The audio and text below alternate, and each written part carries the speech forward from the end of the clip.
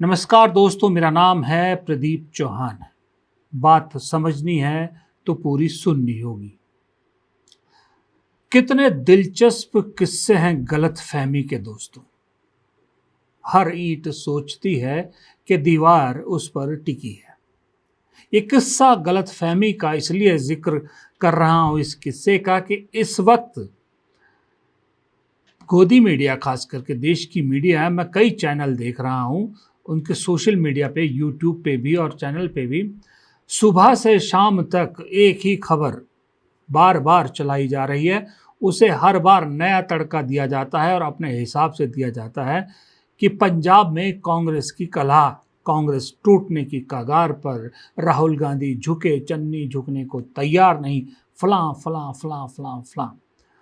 पूरा दिलचस्प किस्सा यही चला हुआ है आजकल कि कांग्रेस पंजाब में बुरी तरह से लड़ भिड़ रही है, टूटने वाली है, खत्म होने वाली है, पंजाब कहीं गिनती में नहीं रहा। इस सब पर बहुत अच्छे अंदाज में सुप्रिया सुलेह ने एक चुटकी ली है, जरा वो सुनिए। प्रांत में एक से ज्यादा कई कद्दावर नेता हैं। राजनीति में महत्वाकांक्षा होने में कोई बुराई नहीं है। आपस में बात करके हम सब सॉल्व कर लेंगे और मुझे लगता है कि मीडिया इसको काफ़ी चला रहा है। 24/7 डिबेट हो रहे हैं, अच्छी बात है। जितना आप हमें दिखाइए हमारा ही फ़ायदा है। चुनाव आने वाला है, नहीं तो हमें ऐड डाल के दिखाना पड़ता। आप बिना ऐड के हमें दिखा रहे हैं, इसके लिए बहुत बहुत धन्यवाद। अब दरअसल गलत फहमी में ये देश की गोदी मीडिया, सरकारी मीडिया जी रही है।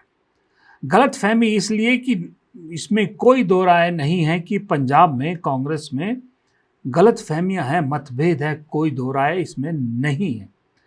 लेकिन सब कुछ वही है, ये ऐसा भी नहीं है। दरअसल राहुल गांधी अब बहुत हद तक मौजूदा समय की राजनीति समझने लगे हैं और करने लगे हैं। आपको मालूम है कि अमित शाह, बीजेपी के बारे में कहा जाता है कि ये बीजेपी की राजनीति ऐसी है कि दिखाते कुछ और हैं, करते कुछ और हैं। एक हाथ कहीं और होता है तो दूसरा हाथ कहीं और होता है।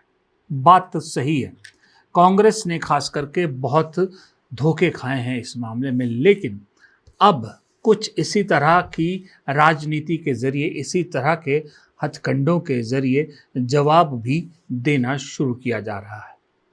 आपका फोकस, देश की बाकी जनता का फोकस पंजाब पर लगा रखा है सबने कि पंजाब में कांग्रेस का क्या होगा। पंजाब में और भी दूसरे मुद्दे हैं, लेकिन हम ये भूल जाते हैं कि चुनाव 5 राज्यों में है, पंजाब में अकेले नहीं है। 5 महीने बाद जो चुनाव होने, उत्तर प्रदेश भी है, उत्तराखंड भी है, गोवा भी है और मणिपुर भी है। तो राहुल गांधी फिलहाल भारत में नहीं है, लेकिन विदेश से सब कुछ कंट्रोल में तो है, उन्हें पता तो सब है। तो एक तरह से वो कह रहे हैं कि तुम पंजाब पंजाब करते रहो, हम खेल कहीं और कर देंगे। दरअसल खेल करने की कोशिश की जा रही है मणिपुर, गोवा और उत्तराखंड में। शुरुआत की गई गोवा से। हालांकि वेणुगोपाल जब गोवा पहुंचे उसके बाद कंट्रोवर्सी हुई, वहां पर बहुत कुछ हुआ, वो अलग बात है। लेकिन केसी वेणुगोपाल आज की डेट में सब जानते हैं कि राहुल गांधी के बाद सबसे ताकतवर इंसान वो है। अब वो गोवा जब पहुंचते हैं तो ऐसा नहीं है कि वो जाना सिर्फ फॉर्मेलिटी थी, उसके पीछे की बहुत सारी कहानियां, बहुत सारी प्लानिंग थी जो वहाँ से करके आए। कंट्रोवर्सी हो गई, अलग बात है। आजकल आपने एक चीज़ देखा होगा कि कांग्रेस जो है वो कंट्रोवर्सीज को डिफेंड करने की कोशिश नहीं करती। हो रहा है, कोई बात नहीं, आपको जो चलाना चलाइए, जिस तरह से चलाना चलाइए, कांग्रेस अपना काम करती आ रही है। गोवा में केसी वेणुगोपाल को लेकर एक महिला वाला एपिसोड हुआ, फिर अल्पसंख्यक वाला एपिसोड हुआ। कांग्रेस ने उस पर कोई ज़्यादा सफाई नहीं दी, क्योंकि जिस काम के लिए वेणुगोपाल गए थे वो काम वहाँ से करके आ गए। लेकिन फिर भी गोवा में शायद वो उम्मीद के मुताबिक कामयाबी हासिल नहीं कर पाए। लेकिन झगड़ा कहाँ चल रहा है? पंजाब में। दिक्कत कहाँ आ रही है? पंजाब में। सबसे ज़्यादा जीतने के चांसेस कहाँ हैं? पंजाब में। तो आइडियली इस वक्त केसी वेणुगोपाल को होना कहाँ चाहिए था? पंजाब में। लेकिन केसी वेणुगोपाल पंजाब एक बार भी नहीं गए। पंजाब में भूपेश बघेल संभाल रहे हैं। केसी वेणुगोपाल को कहाँ भेज दिया जाता है राहुल गांधी द्वारा? उत्तराखंड में। आप याद कीजिए, मैंने एक नहीं तो कम से कम दो तीन वीडियो में ये कह चुका हूं कि हम पंजाब सोच रहे हैं। उत्तराखंड ऐसा राज्य है जहां कांग्रेस जरा सा प्लानिंग से और जरा सा एकजुट होकर मेहनत करे तो उत्तराखंड में सरकार हासिल करना मुश्किल नहीं है कांग्रेस के लिए, क्योंकि वहां पर बहुत ज़्यादा रोष, बहुत ज़्यादा नाराज़गी है धामी सरकार के खिलाफ। पेपर लीक से लेकर भ्रष्टाचार से लेकर सारी चीज़ें वहाँ पर हुई है। लॉ एंड ऑर्डर का वहाँ पर बुरा हाल है। आजकल यात्राओं का समय चल रहा है और यात्राओं की वजह से लोकल लोगों को, बाहर से आने वाले लोगों को कितनी परेशानी हो रही है ट्रैफिक की वजह से, वो सारी समस्या, सब चीज़ों से नाराज़ हैं वहाँ। अब वहाँ पर केसी वेणुगोपाल पहुँचते हैं और केसी वेणुगोपाल मीटिंगें लेते, सब कुछ करते। उससे पहले, जाने से पहले वहाँ पर एक पॉलिटिकल अफेयर कमेटी का गठन करते हैं जिसमें प्रभारी शैलजा मुख्य इंचार्ज है और प्रदेश के सभी नेताओं को उसमें शामिल किया जाता है। और उसके बाद वेणुगोपाल पहुँचते हैं और इकट्ठी मीटिंग नहीं करते, एक एक नेता से मिलकर पूरा फीडबैक लेते हैं, बात करते हैं और उसके बाद अपनी एक रिपोर्ट उस पर बनाएंगे। और आज हम उत्तराखंड प्रदेश कांग्रेस कमेटी का डिफरेंट लेवल नेतागण के साथ बातचीत हुई, मुलाकात भी। ऑर्गेनाइजेशनल प्रिपरेशन के लिए, इलेक्शन प्रिपरेशन के लिए हम इधर आ गया, इलेक्शन रिव्यू करने के लिए हम आ गया। 2 दिन का मीटिंग के बाद हम बहुत खुशी से बोलना चाहते हैं, उत्तराखंड पार्टी ऑर्गेनाइजेशन हमारा सभी नेतागण लड़ने के लिए, पूरी ताकत के लिए लड़ने के लिए तैयार है। उत्तराखंड में हमारा नेतागण एक ही साथ लड़ेंगे, एक ही साथ जीतेंगे उत्तराखंड इलेक्शन में। पॉलिटिकल अफेयर्स कमेटी मीटिंग था, हमारा डीसीसी प्रेसिडेंट्स का मीटिंग था, 4 घंटे के लिए डीसीसी प्रेसिडेंट का मीटिंग का कल। पीएससी भी वही तरह गए, एमएलएस, एक्स एमएलएस का मीटिंग, उसके बाद फंडल ऑर्गेनाइजेशन एंड डिपार्टमेंट सेल का मीटिंग, पूरा नेतागण का व्यू उस मीटिंग में हुआ। मेरा एक ही इंप्रेशन है, इधर उत्तराखंड के लोग बहुत खिलाफ है इस गवर्नमेंट के लिए, साथ बहुत एंटी इनकम्बेंसी है इस गवर्नमेंट। 10 साल का बीजेपी रोल लोगों के मन में बहुत निराशा थी। हमारा लड़ाई बहुत क्लियर है, उत्तराखंड एक बदलना चाहिए। सरकार के बदलने के लिए एक बहुत वातावरण इधर है, उस वातावरण के ऊपर हम काम करना चाहते हैं। उस दिन मैंने आपको तस्वीरें दिखाई थी जब केसी वेणुगोपाल गोवा गए थे। एडिटर्स को कहूँगा लगा दे वो तस्वीरें। चेहरे पर उदासी, मायूसी दिख रही थी वहाँ पर केसी वेणुगोपाल की, क्योंकि जिस उम्मीद से वो गए थे शायद वहाँ नहीं वैसा उन्होंने पाया। लेकिन उत्तराखंड की बैठकों में आप केसी वेणुगोपाल के चेहरे की स्माइल देख सकते हैं और ये स्माइल सारी कहानी बता रही है। और कहानी दरअसल मुझे लगता है सबसे खुशी की केसी वेणुगोपाल के लिए ये है कि जिस उत्तराखंड में उन्हें ये डर था, उन्हें क्या, हम सबको डर था, कांग्रेस को भी डर था कि सबसे ज़्यादा गुटबाजी वहाँ होगी, सिर्फ उठव्वल वहाँ होगा, उस उत्तराखंड में कांग्रेस एकजुट दिख रही है। वहाँ कोई गुटबाजी नहीं दिख रही है।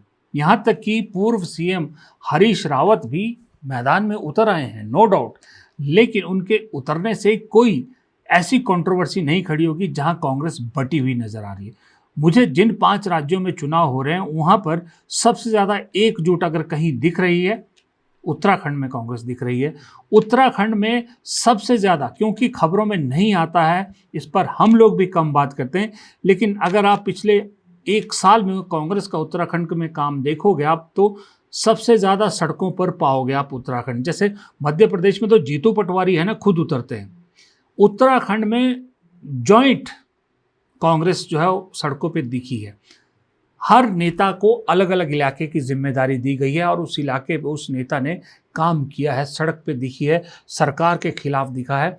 उत्तराखंड के आपने कई विजुअल देखे होंगे जहां बीजेपी के लोगों ने कांग्रेस के दफ्तर पर तोड़फोड़ करने की कोशिश की या गुंडागर्दी करने की कोशिश की, तो कुछ महिला कार्यकर्ता अकेली भिड़ गई उनसे।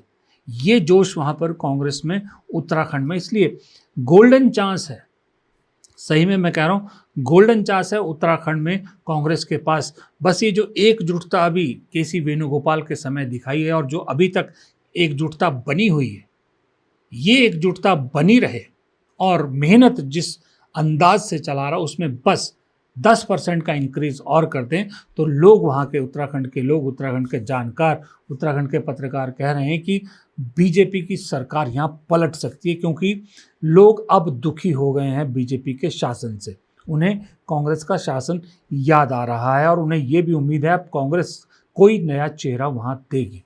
तो ये खेल आप पंजाब खेलते रहो, पीठ पीछे ये खेल हो रहा। दूसरा एक जो और सुनहरा मौका कांग्रेस के पास है नॉर्थ ईस्ट में अपनी एंट्री का, वो है मणिपुर। मणिपुर में भी चुनाव है। मणिपुर में क्या हालात हैं ये किसी से नहीं छुपे हैं। मणिपुर में मौजूदा बीजेपी शासन के खिलाफ कितनी नाराजगी है ये भी किसी से नहीं छुपी है। कांग्रेस वहाँ पर, क्योंकि अभी चुनाव होने हैं, अभी तक तो वहाँ चुनाव टालने की ऐसा कुछ घोषणा नहीं हुई, उस एंगल से कांग्रेस ने पूरी तैयारी कर ली है। वहाँ पर अपनी डिस्ट्रिक्ट कमेटी, स्टेट कमेटी सब कुछ बना लिया, संगठन को मैदान में उतार दिया है, क्योंकि कांग्रेस को मालूम है कि अगर चुनाव हुए तो वहाँ पर भी कांग्रेस के पास सुनहरी मौका है सरकार बनाने का, सुनहरी मौका है सरकार बनाने का। मणिपुर और उत्तराखंड, सबका ध्यान पंजाब पर है, पीछे से काम उत्तराखंड और मणिपुर में हो रहा है। और मज़े की बात देखिए, राहुल गांधी का जो छात्रों की गूंज प्रोग्राम वाला है, अब उसका भी जो नया शेड्यूल आया है, पिछला क्यों कैंसिल हुआ, जो आज होना था और पटना में होना था, वो मैं सुबह के वीडियो में बताऊंगा। लेकिन अब जो नया शेड्यूल आया तो राहुल गांधी भी छात्रों के बीच देहरादून में पहुंचेंगे, यानी कि battle field, election field Dehradun को बनाया है वहाँ पर, क्योंकि पेपर लीक के मामले वहाँ भी बहुत ज़्यादा होते हैं, चाहे वो कॉम्पिटिटिव एग्ज़ाम हो या फिर दूसरे एग्ज़ाम्स। अब रही बात पंजाब की, क्योंकि मैंने कहा था आपको एक दिन, आप बहुत से लोगों ने आप उससे एग्री भी किए थे कि 5 राज्यों में से 4 जगह कांग्रेस के पास मौका है सरकार बनाने का। गोवा भी है जिसमें अगर चीज़ें सही बैठती हैं तो, पंजाब, उत्तराखंड और मणिपुर। उत्तराखंड, मणिपुर, गोवा की हम बात कर चुके हैं। अब आई पंजाब में। पंजाब में कोई दो राय नहीं है कि सेटबैक लगा है। जो एडवांटेज में थी कांग्रेस वो अब पिछड़ती दिख रही है पंजाब में। लेकिन साथ में एक चीज़ बहुत क्लियर पंजाब में है कि जो राहुल गांधी संदेश देना चाहते थे वो भी दे दिया उन्होंने। और जिस राहुल गांधी के रुख की हम बात करें ना, वो अब नहीं, वो 3 महीने पहले, 4 महीने पहले भी उन्होंने ये कह दिया था। काम टीम वर्क से होता है, काम टीम वर्क से होता है। एक प्लेयर गेम नहीं जीत सकता है। हमारे पास पूरी टीम बैठी है और मैं आपको मैसेज देना चाहता हूं सबको, खारगे जी के साइड से, मेरे साइड से, भैया टीम प्लेयर बनो, नहीं तो हम तुम्हें रिजर्व में बैठा देंगे। चाहे आप कितने भी बड़े हो, मैं बता रहा हूं, चाहे आप कितने भी बड़े हो, पार्टी से बड़ा कोई नहीं है। आप टीम प्लेयर बनो,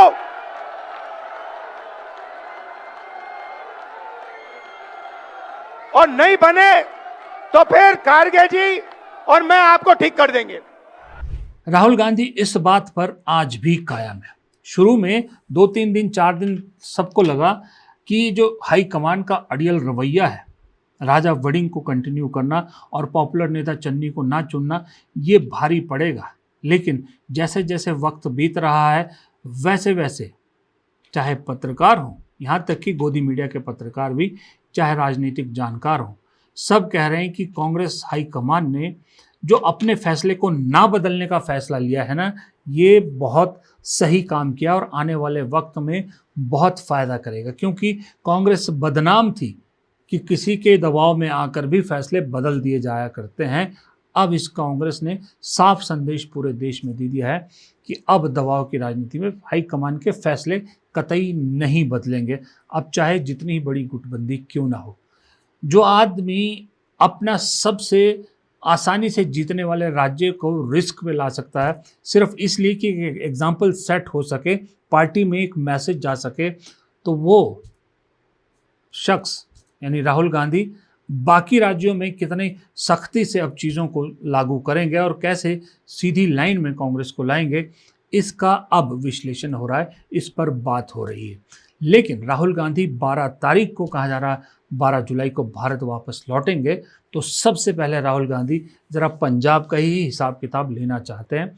उन्होंने क्लियर मैसेज दे दिया कि 12 तारीख के बाद अगर जो भी मुझसे मिलना चाहते हैं उनको अपॉइंटमेंट दी जाएगी। उनमें से कुछ लोगों को भूपेश बघेल से पूरी रिपोर्ट लेंगे, केसी वेणुगोपाल से तो खैर रिपोर्ट जा ही रही होगी, भूपेश बघेल इन 5-6 दिनों में जब से पंजाब में है इस पर पूरी रिपोर्ट ली जाएगी। और साथ में हो सकता है राहुल गांधी ये जो चन्नी, राजा वड़िंग और एक आध जो और सीनियर नेता है इनसे मुलाकात भी करेंगे, फीडबैक भी लेंगे और साथ में अपना कड़ा संदेश भी ज़रूर लेंगे और हिसाब किताब भी लिया जाएगा कि ये सब जो आप लोगों ने किया है इसका खामियाजा कौन भुगतेगा। क्योंकि पंजाब में कांग्रेस ने फैसला ना बदलने का फैसला लेकर एक चीज़ और क्लियर कर दी, ये सिर्फ बनाए या गुटबाजी नाराज़गी तक सीमित नहीं है बात, अब चुनाव के बाद जवाबदेही भी होगी।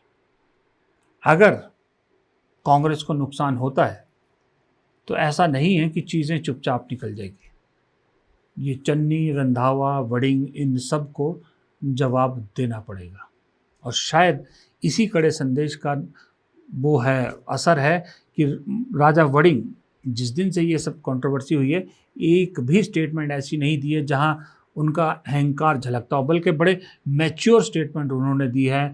कहा मैं मुख्यमंत्री की रेस में नहीं हूँ, फिर कहा चन्नी मेरे नेता हैं, चन्नी मेरे सीनियर है, जो कहेंगे वैसा होगा, फिर कहा मैं पार्टी को एकजुट रखने के लिए जूते भी सिर पे रखने के लिए तैयार हूँ। और सबसे बड़ी बात, चाहे वो नाराज़ गुट हो, चाहे वो राजा वड़िंग हो, चाहे वो प्रताप सिंह बाजवा हो, सब ने एक सुर में एक लाइन में एक चीज़ सब ने कही है कि हमारा नेता राहुल गांधी है और राहुल गांधी जो कहेगा वही होगा।